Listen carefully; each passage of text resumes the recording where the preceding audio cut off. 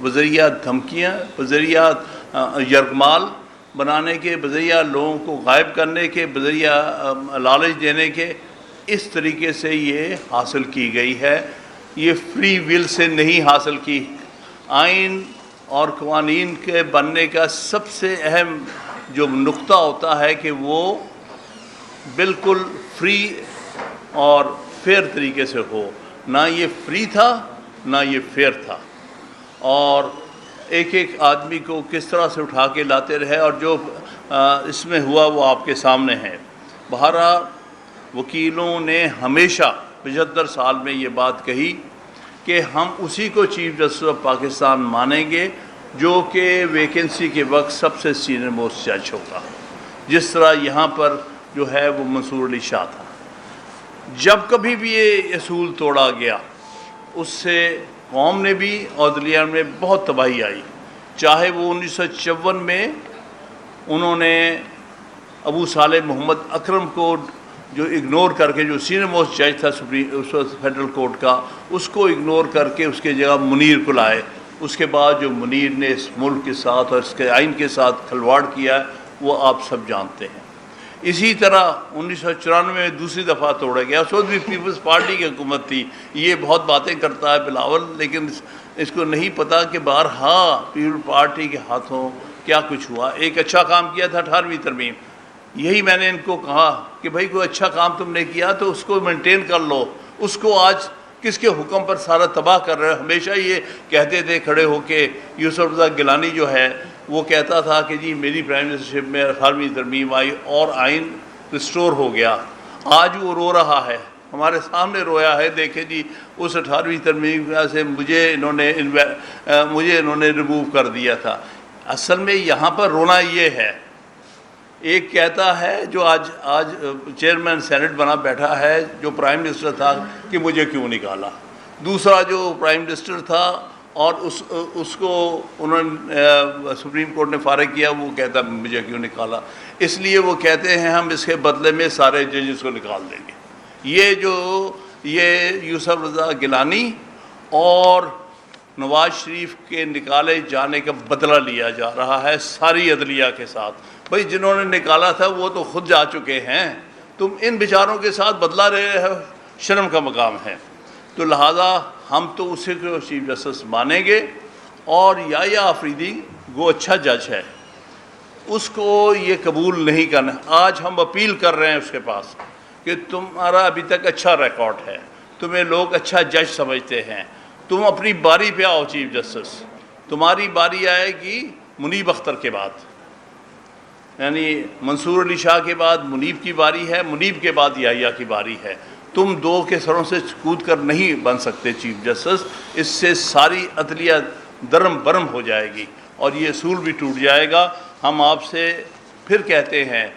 کہ آپ کے پاس آپشن ہے، اس وقت قبول مت کرو، اپنے وقت پہ قبول کرنا، تمہاری عزت رہ جائے گی قوم۔ آج تم یہ قبول کرو گے، ساری عمر تمہیں یہ قوم ایک یوزرپر سمجھے گی، ارشاد حسن خان سمجھے گی۔ تو اس لیے اپنی عزت بچاؤ، اپنا نام بچاؤ، کوئی فرق نہیں پڑتا سال کے لیے چیف جسٹس ہے، 3 سال کے لیے ہے۔ یہ ایک صاحب جو ابھی جا رہے ہیں 25 تاریخ کو، 1 سال میں جتنا انہوں نے ڈیمیج کیا ہے آئین کو، عدلیہ کو اور ہر ادارے کو، اتنا تو شاید 10 سال میں کوئی چیف جسٹس نہ کر سکتا ہو۔ لہذا 1 سال ہو یا 3 سال ہو، کوئی فرق نہیں پڑتا۔ اگر نیک نامی سے جاؤ گے، اچھے الفاظ میں یاد کیے جاؤ گے، اگر اس طرح سے آفس ہولڈ کرو گے تو اس کے بعد تم قوم کے ایک مجرم کے طور پہ نظر آؤ گے۔ تو ہم یحییٰ آفریدی کو کہتے ہیں کہ خدا را آپ سے ہم اچھی توقعات رکھتے ہیں، آپ اس کو قبول مت کریں، تاکہ پھر جس کا حق ہے حقدار کو اس کا حق ملے۔ تمہیں تمہاری وقت پہ تمہارے ٹرن پر تمہیں ملنا چاہیے، اور یہ مقصد ان کا یہ ہے 3 نمبر سے اٹھا کے چیف جسٹس بنانے کا کہ یہ جوڈیشری، یہ سپریم کورٹ آپس میں لڑے اور چل نہ سکے، کمزور ہو جائے، ہمارے حکم مانیں، ہم بیٹھ کے جو حکم دیں وہ مانیں، جو ہمیں آگے پیچھے سے حکم آئے وہ ہم ان پر حکم چلائیں، تو یہ غلاموں کے غلام بننے کے برابر ہے۔ اس لیے مت قبول کرو، یا تم سے ہم اچھی توقعات رکھتے ہیں، لیکن اگر تم کرو گے قبول، وکلا تمہیں کبھی نہیں قبول کریں گے وداؤٹ چیف جسٹس کے۔ دوسرا، یہ کانسٹیٹیوشنل بینچ کا آئیڈیا جو تھا یہ ہماری وکلا کی طرف سے ہمیشہ آیا تھا کہ اور بینچز کے ساتھ کانسٹیٹیوشن بینچ ہونا چاہیے جو کہ اوریجنل جورسڈکشن ایکسرسائز کرے سپریم کورٹ کی، آرٹیکل 184 اور 186 کی۔ یہ ہمیشہ سے ہمارا مطالبہ تھا، لیکن اس کی شرط یہ ہے کہ اس میں کوئی پولیٹیسائزیشن نہیں ہونی چاہیے، کوئی پولیٹیکل کمیٹی بیٹھ کے نہیں فیصلہ کرے کہ کون کانسٹیٹیوشنل کورٹ کا ہیڈ ہو، کون اس کے ممبرس ہوں، بلکہ انڈیا میں بڑا کلیئر پریسیڈنٹ ہے، ان کے ہاں کانسٹیٹیوشنل بینچ ہوتا ہے سپریم کورٹ کا، وہ اس کو پریزائڈ کرتا ہے چیف جسٹس، اور 4 سینئر موسٹ جج اس کے ممبرس ہوتے ہیں۔ ہمارا بھی یہی مطالبہ ہے، کانسٹیٹیوشنل بینچ ہو، اس کو پریزائڈ کرے چیف جسٹس، اور 4 سینئر موسٹ جج اس کے ممبرس ہوں۔ اس لیے ہم سمجھتے ہیں کہ یہ آئینی سو کالڈ آئینی ترمیم جو ہے وہ انویلڈ ہے، کیونکہ اس نے آئین کا بنیادی سٹرکچر ڈھانچہ ہلا کے رکھ دیا ہے، اس نے بنیادی فیچرز کو ختم کر دیا ہے، جن میں 2 بنیادی فیچرز ہیں جو کہ فل کورٹ سپریم کورٹ نے 2015 میں ڈسٹرکٹ بار ایسوسی ایشن راولپنڈی والے کیس میں کہے تھے۔ ان میں سے 2 جو بنیادی فیچرز ہیں، انڈیپینڈنس آف جوڈیشری، اس پر کوئی کمپرومائز نہیں ہو سکتا آئین میکنگ میں، اور دوسرا سیپریشن آف پاورز، کوئی کام نہیں ہے ایگزیکٹو کا، پارلیمنٹ کا، کہ وہ ججز ہائی کورٹ یا سپریم کورٹ کے اپوائنٹ کرے اور کسی ایسی کمیٹی پہ بیٹھی ہو جو یہ فیصلہ کرے کہ سی جے پی کس کو ہونا چاہیے۔ جو باتیں کر رہے ہیں ان کی شکلیں دیکھو، نہ ان کو قانون کا پتہ، نہ آئین کا پتہ، اور نہ ان کو پتہ کہ ہم نے کرنا کیا ہے، ان کو صرف آرڈرز کا پتہ ہے جو پیچھے سے آتے ہیں کہ بھائی اس کو نہیں کرنا، اس کو کر دینا، تاکہ وہ زیادہ آسانی سے ہمارے ہاتھ میں کھیلیں گے، اور یہ کہتے ہیں کہ ہم پارلیمنٹیرین ہیں۔ شرم کا مقام ہے، تم صرف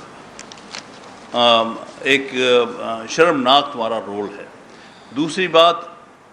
یہ چیف جسٹس جو جا رہا ہے، میں اس کے نام کے ساتھ قاضی نہیں لگانا ہے، وہ فائز عیسیٰ جو بھی اس کا نام، یہ پاکستان کی تاریخ کا بدترین چیف جسٹس تھا، جس نے میکسیمم نقصان پہنچایا ہے عدلیہ کو اور آئین کو، آئین کی اور عدلیہ کی تباہی کر کے جا رہا ہے یہ شخص۔ ایک تو ہمارا اپیل ہے آپ سب سے، ساری بار ایسوسی ایشن سے اپیل کرتا ہوں، اور جناب یہ میسیج ہمارے اسد منظور بٹ صاحب پہنچائیں گے سارے پنجاب میں، اور ہمارے دوست سندھ میں، کے پی میں، بلوچستان پہنچا رہے ہیں۔ 25 تاریخ کو جو اس کا آخری دن ہے، ہم یوم نجات منائیں گے، ساری بار یوم نجات بنائیں گے اس دن۔ ایک خبیث، ایک غیر آئینی حرکتیں کرنے والا، یہ ترمیم ہو ہی نہیں سکتی تھی جب تک یہ فلور کراسنگ کا دروازہ نہ کھولتا۔ اس نے جان بوجھ کے ہارس ٹریڈنگ اور فلور کراسنگ کا دروازہ کھولا، 63A کی انٹرپریٹیشن بدل کے رستہ دیا کہ جاؤ آپ زبردستی اٹھا لو، اب خرید و فروخت کرو، آپ اپنی پارٹی کے خلاف ووٹ حاصل کرو۔ یہ ساری چیز اس نے دیدہ دانستہ طور پر ان قوتوں کے ساتھ مل کر جو اس ملک میں آئین کا جنازہ نکالنا چاہتے ہیں اور عدلیہ کی ختم کرنا چاہتے ہیں، لہٰذا کاش تم اتنا نقصان کر کے نہ جاتے، ہمیں اتنا بڑا یوم نجات نہ منانا پڑتا، لیکن یہ قوم کے لیے بہت اہم دن ہے 25 تاریخ، جس دن ایک بہت ہی غلط قسم کا چیف جسٹس ہماری جان چھوڑ رہا ہے، لیکن پیچھے جو لیگیسی چھوڑ کے جا رہا ہے وہ بڑی خوفناک ہے، جس کے لیے ہمیں پتہ نہیں کتنا عرصہ کام کرنا پڑے۔ کسی نے مجھ سے پوچھا تھا کہ آئین کا آپ کیا کر لیں گے، میں نے کہا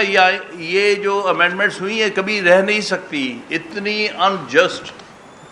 اتنی غلط، اتنی غیر آئینی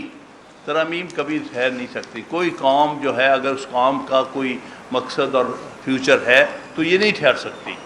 لیکن مسئلہ یہ ہے کہ آخرکار یہ ختم ہو جائیں گی، چاہے سال لگے، 2 سال لگے، 5 سال لگے، 10 سال لگے، یہ رہ نہیں سکتی۔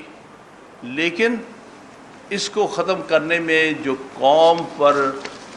ایک کاسٹ قوم پے کرے گی، جس کو ہم کہتے ہیں بہت بڑی قیمت ادا کرے گی یہ ساری چیز کو درست کرنے میں۔ درست تو کرنی پڑے گی کیونکہ یہ ورکیبل ہی نہیں ہے۔ بھلا آپ خود سمجھتے ہیں، ہم جو ہمارے وکیل بھائی جانتے ہیں، آرٹیکل 199 کانسٹیٹیوشن جورسڈکشن ہے ہائی کورٹس کی۔ بھائی آپ سارے آرٹیکل 199 کے کیسز کیا ایک بینچ کو دے سکتے ہیں ہائی کورٹس میں؟ کم از کم آدھے سے زیادہ بینچز جو ہیں وہ آرٹیکل 199 کے کیسز سنتے ہیں۔ آپ اس سے پتہ چلتا ہے کتنے یہ جاہل لوگ ہیں جو یہ ترمیم تیار کر رہے ہیں، جن کو یہ احساس نہیں ہے کہ ہائی کورٹس میں کانسٹیٹیوشنل بینچز نہیں بن سکتے۔ سپریم کورٹ میں صرف اس لیے بن سکتا ہے کہ وہ صرف اور صرف کنفائنڈ ہوتا ہے اوریجنل جورسڈکشن پر۔ سپریم ہائی کورٹ میں تو آدھے سے زیادہ کیسز جو ہیں اوریجنل جورسڈکشن کے ہیں، آئینی جورسڈکشن کے ہیں، تو اس کے لیے آپ کس طرح ایک بینچ سے 2 بینچ سے پہلے ہی گزارا نہیں ہو رہا ہے، آپ کے سارے بینچز بنا دیتے ہیں، پھر نہیں وہ کیسز ڈسپوز آف ہوتے۔ تو یہ ورچولی ہائی کورٹس کو تباہ کرنا چاہتے ہیں، اور اصل مقصد اس کے پیچھے لوگوں کے بنیادی حقوق سلب کرنا، کیونکہ آرٹیکل 190 کا بیسک مقصد ہی جو ہے وہ عوام کے جو ہمارے سٹیزنز ہیں ان کے بنیادی حقوق کا تحفظ کرنا۔ یہ ہائی کورٹس کی پرائمری کانسٹیٹیوشنل رسپانسبلٹی ہے، وہ سلب کرنے کے لیے بنایا گیا ہے تاکہ ایک بینچ سے ہینڈل نہ ہو اور لوگ بیچارے اپنے بنیادی آئینی حقوق سے بہرہ ہو جائے۔ تو اس لیے میں اس صورت میں آخری جو بات کہنا چاہتا تھا، جس پر ہم نے چاروں صوبوں میں اور اسلام آباد میں کنسنسس کیا ہے، اسد صاحب جانتے ہیں، ایک ایکشن کمیٹی ہم نے فارم کر لی ہے اس تحریک کو آگے لے جانے کے لیے، جس میں چاروں صوبوں کے اور اسلام آباد کے نمائندگان موجود ہوں گے، اور وہ انشاءاللہ تعالیٰ اس تحریک کو آگے لے کے جائیں گے۔ اس وقت تک ہم سٹرگل کریں گے جب تک یہ جو غیر آئینی ترامیم ہیں ان کا خاتمہ نہیں ہو جاتا۔ ہم ہر طرح کی قربانیاں دیں گے اس ملک کے وکلا، کیونکہ اگر یہ ترامیم قبول ہو جاتی ہیں تو ہمارے کالے کوڈ کا کوئی مقصد نہیں رہ جاتا۔ پھر یہ عدالتیں جو ہیں یہ غلامی کی عدالتیں بن جائیں گی، یہ آئین کی عدالتیں نہیں رہیں گی۔ یہ حکم مانا کرے گی، جو حکم ان کو رات کے اندھیرے میں، جس طرح پارلیمنٹ کو رات کے اندھیرے میں حکم آتا ہے، تو یہ بھی اسی طرح مانیں گے۔ یہاں پر پھر سارے انٹیلیجنس ایجنسیز کے لوگ ہر جج کے ساتھ مقرر کیے جائیں گے، جو بتا دیں گے کہ یہ پیچھے سے آرڈر آ گیا ہے، آپ نے اس کیس کو اس طرح ڈسپوز آف کرنا۔ سوال یہ ہے کیا ہم وکلا جو آزاد عدلیہ، آزاد مملکت، آزاد آئین کے رکھوالے ہیں، کیا ہم اس سچویشن کو برداشت کر سکتے ہیں؟ کسی صورت نہیں۔ لہٰذا ہم یہ ایکشن کمیٹی بنا رہے ہیں، جس میں ہمارے نمائندے ہوں گے، high court bar association, bar councils کے نمائندے ہوں گے، اور جو انڈیپینڈنٹ ممبرز ہیں، میں ان کی بات نہیں کر رہا،